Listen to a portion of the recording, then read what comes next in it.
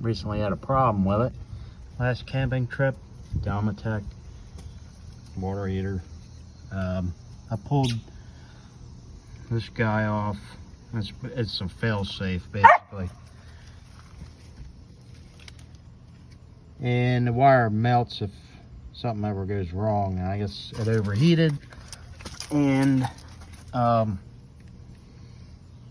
just tried hooking this wire up to the T-stat. And that's where it was from. Where it was at. This side plugs in to that wire. And I guess it's faulty. It didn't look like it was bad, but I pulled it out, hooked this wire straight to it, and it fired right up. So I'm gonna order a new one, and hopefully that solves the issue. It should. I thought I ran out of gas, but